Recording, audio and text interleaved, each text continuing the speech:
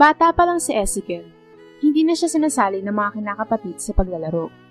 Nakikitira lamang siya sa bahay ng kanyang ninong matapos siyang maulila.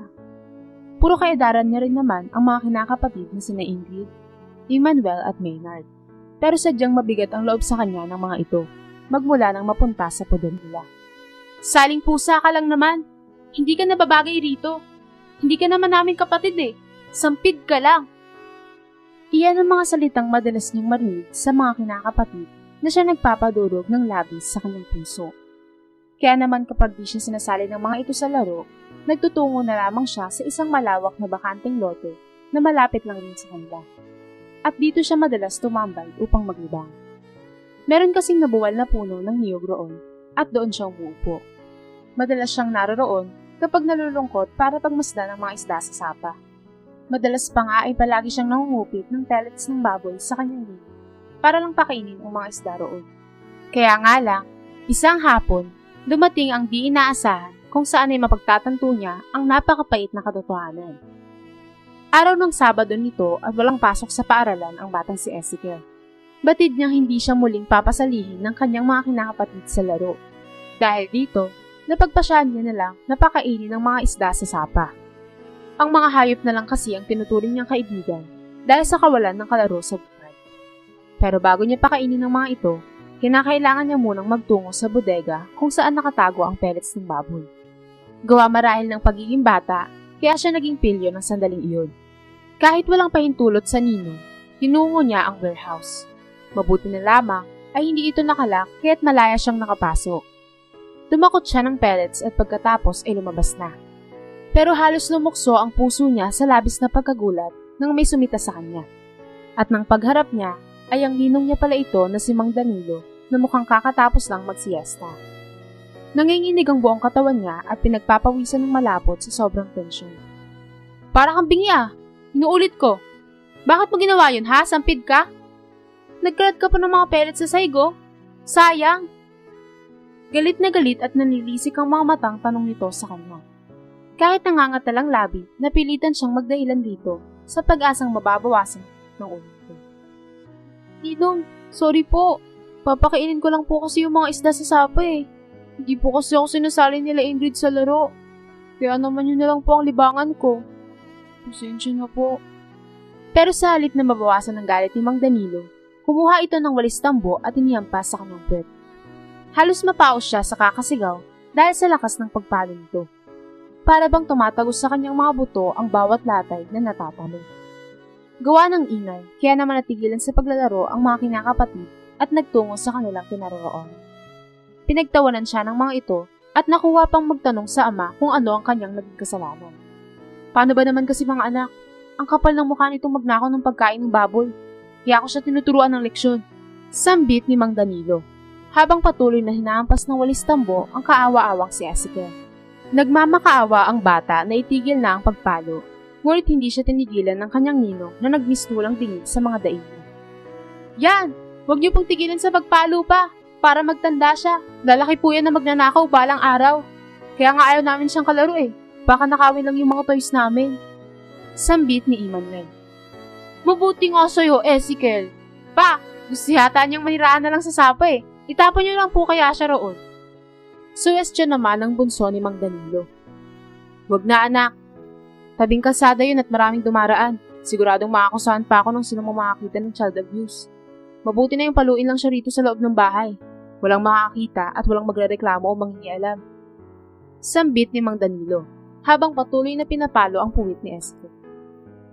Di alam ng bata kung gaano siya katagal pinalo. Pero iniwan na lamang siya nito na lupaypay na at inuutusan pang magplansya ng kanutan. Halos magilamos na siya ng sariling luha dahil sa tindi at magdamag niyang pag-iyak. Hindi niya alam na may tinatago palang ganitong ugali ang kanyang ninong na ngayon niya lang natuklasan. Dati-rati pa nga, anak ang turing nito sa kanya. Pero habang patagal siya ng patagal sa pamamahay nito, palamig rin ng palamig ang pakikitungo nito sa kanya. Hanggang sa sumapit na nga ang ganitong pagkakataon. Ang siya ay maltratuhin na tila ba isang hayop. Kaya't sa takot niya na masaktan muli, sinusunod niya agad ang bawat ipinag-utos nito at di na sumusuway rito. Ang buong akala ni Ezekiel ay bunga lang ng kanyang ginawang kasalanan ang pagpalo sa kanya ni Mang Danilo. Pero laking gulat niya dahil sa sumunod pa na araw, kahit wala naman siyang ginagawang masama ay minamaltrato siya nito. Kaya naman dito niya napagtanto na talagang asal demonyo ang ninong na nooy nagpapanggap lamang na mabuti sa kanya. Pero sa kabila nito ay nagtiis na lamang siya dahil sa kawalan ng patutunguhan. Kailangan niyang magtiyaga sa pag-uugali ng kasama sa bahay. At dumating ang isang araw na kung saan ay makakatikim na naman siya ng panlalait ng kanyang mga kinakapatid. Nang sumapit ang third grading, dahil iisa lang ang eskwelahan na kanilang pinapasukan, pinagtawanan siya ni na Ingrid, Emmanuel at Maynard. Dahil alam ng mga ito na hindi siya pasasamahin sa field trip ni Mang Danilo. Dahil yan sa pagiging sampid mo kaya hindi ka makakapamasyal. Dito ka lang palagi sa bahay. Sino ka ba naman kasi para pag-aksayan ng pera ni Papa, di ba? Hindi ka naman namin kaano-ano. Pangahamak sa kanya ni Indi na biglang kinatungan naman ni Emmanuel. Wala ka kasing pakinabang dito sa bahay, kaya basura ka lang sa aming paningin. Isa ka lang abnoy at walang kwenta. Oo nga, wala ka nang pamilya, ganyan ka pa. Tapos nakuha mo pang mangupit ng pagkain ng baboy? Baka maging magnanakaw ka sa paglaki mo ha? Dagdag pa ni Maynard habang tumatawa. Bigla naman ang pagsulpot ni Mang Danilo, nakakauwi lang galing sa trabaho. Ano? Tama ba yung narinig ko mga anak? Field trip na ninyo sa susunod na araw? Kung ganun kuwawa naman siya dahil hindi siya makakasama. Tengga lang siya rito. At para may magawa naman siya, pagbabasahin ko na lang siya ng maraming libro. Anyway, have a nice trip mga anak. Kukulong ko na lang dito sa Ezekiel. Dapat siyang ipartulina ngayong weekend para mas matuto sa buhay. Kaya ikaw bata ka, pumasok ka na sa kwarto mo at magbasa ka ng libro. Bibisi-bisitahin kita roon ha. At kapag nasilayan ko na di ka nagbabasa, makakatikim ka talaga sa akin. Ayusin mo buhay mo, sampid ka. At hanggat nandito ka sa pamamahay ko, dapat sumunod ka. Bulyaw ni Mang Danilo sa kaawa-awang batang si Ezekiel. Dahilan para muli siyang pagtawanan ng kanyang mga kinakapatid. At para hindi mapalo ng ninong, sinunod niya na lang ang kagustuhan nito. Nagkulong siya sa kwarto at binasa ang mga libro niya. Mabuti na lang ay mahilig siyang magbasa ng Filipino book at araling panlipunan. Kaya't ito ang pinaglalaanan niya ng oras. Sa dami ba naman ng libro niya sa pagtuntong ng grade 4, ito lang yung paborito niyang basahin. Paano ba naman kasi ay nakakawili para sa kanya ang mga kwentong nakasad roon dahil mahilig talaga siya sa mga kasaysayan. Lalo pa siyang nalilibang sa pagbabasa dahil nakapwesto siya malapit sa bintana, kung saan ay abot tanaw ang dagat mula sa malayo. Kitang-kita niya ang papalubog na araw, pero pagsapit ng gabi, dumating bigla ang di niya inaasahan. Nahuli siya ng kanyang ninong na nagbabasa lamang ng Filipino book at hindi ng mga iba pang libro. Kaya naman buong pwersa siya nitong piningot habang nagsasabi, "Magbasa ka ng iba pang major subjects para mas matuto ka. Bukas gawin mo yun ha." Wika ni Mang Danilo na lalong hinihigpitan ang pagpipingot sa kanya. Kaya napatango siya habang dumaraing. "Aray, opo ninong. Babasa po ako noon, pangako. Ang sakit po, pakitigil na po ang pagkurot." Maluhaluhang sambit niya rito. "Oo, gawin mo yon. At tandaan mo yan. Kumain ka na. Pumunta ka na dun sa kusina at pagkatapos ay matulog ka na ha." Tugon ni Mang Danilo na itinigil na ang pagpingot sa kanya. Dahil dito, ay nagtungo na nga siya sa kusina para kumain habang sabu pa rin ang kanyang tenga. Pero laking gulat niya sa kanyang nadatnan na nakahain sa pagkainan. Paano ba naman kasi ay sunog ang ulam niya? Maya-maya pa ay biglang nagsalita si Emmanuel na noon ay kakatapos lamang kumain. "Pasensya na sa ulam mo niluto kasi ni Papa nasunog. Kaya naman napagpasyahan niya na yung parte na hindi sunog ay sa aming magkakapatid. Samantalang sa'yo ay yung nasunog. Bakit naman kami kakain yan? Dapat lang naman yung ibigay sa mga sampid na gaya mo." Pahayag nito sa kanya, habang nakatitig sa kanya at nagpakawala ng nakakalokong pagngisi. "Paano kayan kakainin? Sunog na ang hotdog Reklamo ni Ezekiel, habang nakaguhit ang matinding pagkadismaya sa kanyang mukha. Hindi niya inaasahan na narinig pala ito ni Mang Danilo. Kaya naman bigla siya nitong piningot at kinonyatan. Ang sabi nito ay wag raw siyang magrereklamo dahil hindi naman siya nito anak. At kung ano lang raw yung nakahapag para sa kanya ay kainin niya. Kaya naman tumangutango na lamang si Ezekiel. At sa takot na mapagbuhatan muli ng kamay, kinain niya na lamang ito kahit naubod ng pait, hindi masarap at nakakasuka. Sa totoo lang, gusto nang lumayas ni Ezekiel mula sa pamilyang ito na kanyang pinakikisamahan. Pero sa kaso niya ngayon ay hindi iyon madali. lalo na't 9 na taong gulang pa lamang siya. At sino naman ang tatanggap sa kanya sa trabaho sa ganitong edad? At isa pa, sa oras na lumaya siya, sigurado siya na sa lansangan siya pupulutin. At hindi niya alam kung anong magiging kapalaran niya roon. Sa murang edad niya, napag-isip-isip niya na baka mas grabe pa ang mararanasan niya sa sandaling maging palaboy-laboy na lamang siya. Lalo't usong-uso sa panahong ito ang kidnapan at napakarami ring batang hamog sa lansangan na maaaring makapanakit sa kanya. Dahil dito, napagpasyahan ni Ezekiel na magtiis na lamang at sumunod sa mga ito kahit na malaimpyerno na ang tingin niya sa pamamahay. Pagkatapos niyang kumain, naghugas pa siya ng mga plato na siyang pinagkainan nila. At makaraan ito, ay dumiretso na siya sa kanilang silid. At sa mga sandaling iyon, ay nahihirapan siyang makatulog dahil nag-aalboroto ang kanyang tiyan. Sa palagay niya ay dahil ito sa kinain niyang sunog na ulam. Dahil dito, ilang beses siyang nagpabalik-balik sa CR at mabuti na lamang ay tumigil na ang pananakit ng kanyang tiyan sa pagpatak ng madaling araw. Dahil doon, kaya't konti lang ang kanyang itinulog. Nang maliwanag na ay nalimpungatan siya nang merong kumakatok sa pintuan. Batid niyang si Mang Danilo iyon, kaya naman pinagbuksan niya. O ano? Tanghali na. Bakit ngayon ka lang nagising? O siya, magbasa ka na ng libro para makapag-almusal ka na mamaya. Sambit nito sa kanya. At kahit pupungas-pungas pa ay nakuha niyang magtanong rito. Ang ibig niyo pong sabihin, Ninong, makakapag-almusal ako sa oras na matapos ako magbasa ng libro? Nagugutom na po kasi ako eh. Sabi niya pa rito, sabay himas sa tiyan niyang kumakalam. Dahil sa kanyang sinabi, napangisi na lamang si Mang Danilo, habang napapailing ito, at sabay bitaw nito ng malakas na konyat sa kanya. Hindi ka naman bingi ano? At narinig mo ang sinabi ko. Oo, pagkatapos mong magbasa ng mga libro. Hindi ka ba nahihiya sa mga magulang mo? Patay na silang pareho kaya't kinupkup kita, tapos nagbibigay ka naman ng konsumisyon sa akin? Dapat ang mga ulilang gaya mo ay nagpapakabait. Pero ano itong pinaggagawa mo ah? Wala kang kwenta. Mabuti nga inampun pa rin kita kahit hindi naman kita kadugo eh. Panunumbat pa nito sa kanya. Kaya naman kahit nagugutom na, napilitan siyang sumunod sa kagustuhan nito. Alam niyang kapag nagmakaawa o nagpumilit siya rito, ay sakit ng katawan lamang ang kanyang aabutin. Nagbasa nga siya ng libro at dahil marami iyon, tanghali na siya natapos. Kaya't yung almusal niya ay sinabay niya na rin sa kanyang tanghalian. Sa sumunod na araw, habang naglalakad siya papasok ng eskwelahan, napadaan siya sa isang sikat na tindahan ng mga buko pie. Mabuti na lamang, meron siyang naipon na binibigay ni Mang Danilo para sa kanyang baon. May pambili siya ng masarap na buko pie. At mabuti na lamang, yung tindera ay tumatanggap ng patingi-tingi. Kaya naman bumili siya ng isang hiwa. Ano, masarap ba yung gawa ko, iho? Tanong ng tindera habang siya ay kumakain sa harapan ng tindahan nito. Napatingin siya rito, ngumiti habang tumatang. Opo, paano niyo po ba ito ginagawa? Inosenteng tanong niya rito. Madali lang naman, iho. Gusto mo bang malaman?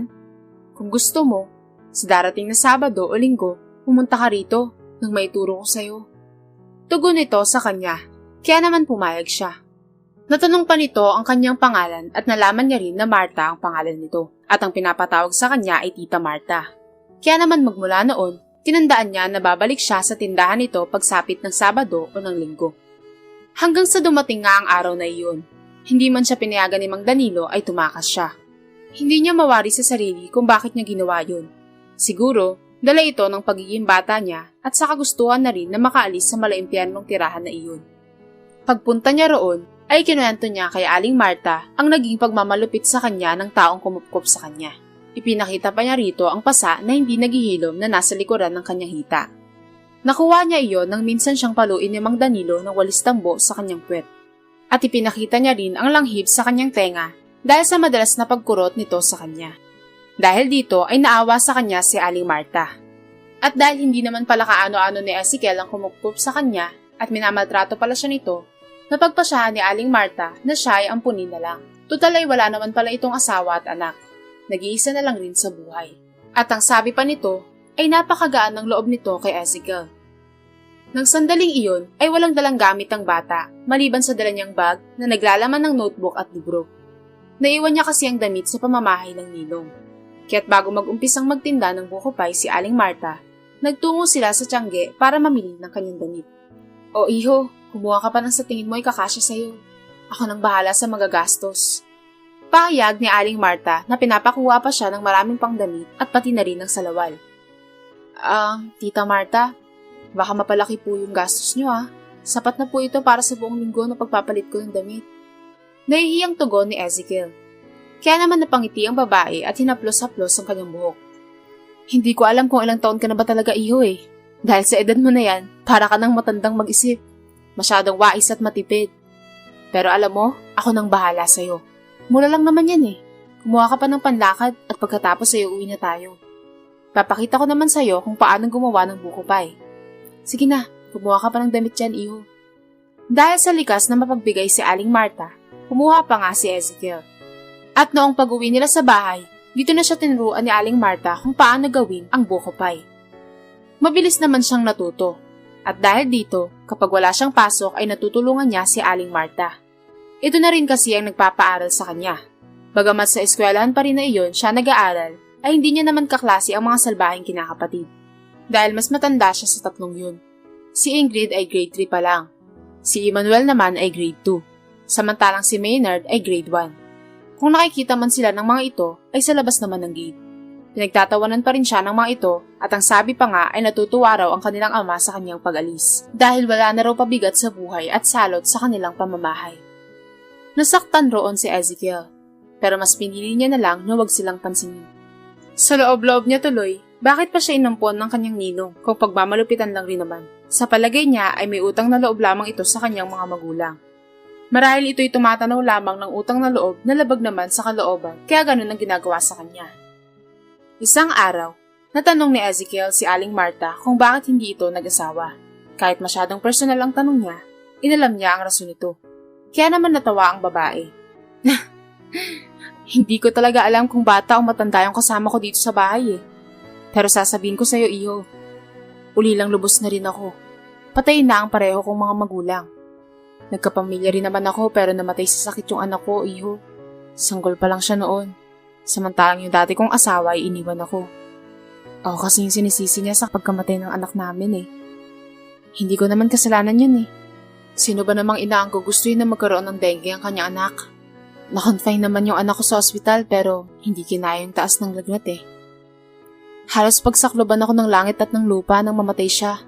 Lalo na nung nag-iisa na lang ako sa buhay. Walang mapagsabihan at masandalan pero pinilit kong lumaban sa buhay. Nagtrabaho ako at nakapag-ipon. Kaya ito, kalaunan, nakapagpatayo ako ng negosyo kong ito na patuloy pa rin tumatakbo at unti-unting lumalago. Alam mo, iho, kung nabubuhay pa ang anak ko ay kasing edad mo na rin siya. Siya nga pala, anong gusto mong maging sa paglaki mo? Malambing na tanong ni Aling Marta sa kanya habang ito'y nakangiti. Pero dahil sa ikinuwento nito, ay di mapagkakailang malungkot ito. Gusto ko pong maging negosyante balang araw, Tita Marta. Tugon niya rito. Napangiti naman ang ginang habang nagsasabing, matutupad iyon, iho, basta't magsumikap ka lang.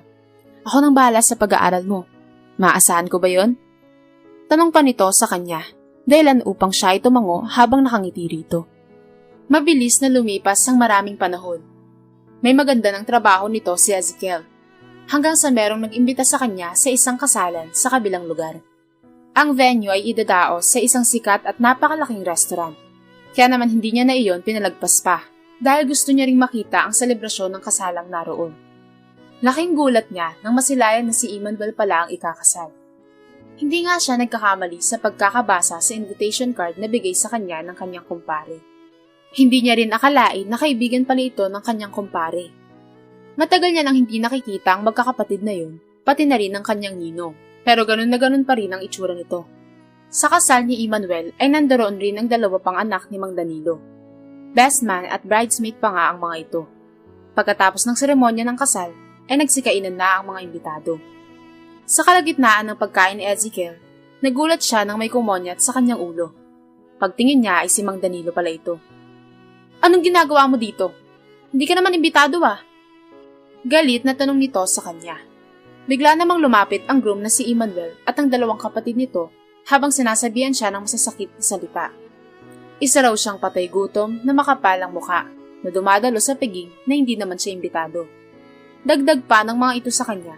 Hanggang ngayon ay wala raw siyang narating sa buhay dahil sa pagiging walang kwenta niya. Baka nga raw sa barong-barong na lang raw siya nakatira ngayon at mas mahirap pa sa daga. Dahil sa patuloy na pagbabato ng panlalait ng magkakapatid at ni Mang Danilo kay Ezekiel, pinagtitinginan na tuloy siya ng iba pang mga bisita roon. Hanggang sa masilayan siya ng kumpare niyang si Albert na pinag-iinitan ng groom at ng pamilya nito. Ang kaibigan niyang ito ay isang manager sa restaurant na iyon. Nilapitan siya ni Albert at tinawat ang tatlong magkakapatid at si Mang Danilo. Anong kaguluhan to, Emmanuel? Hindi mo ba kilala si Sir Ezekiel? Siya ang may-ari ng restaurant na to. Sambit ni Albert sa groom.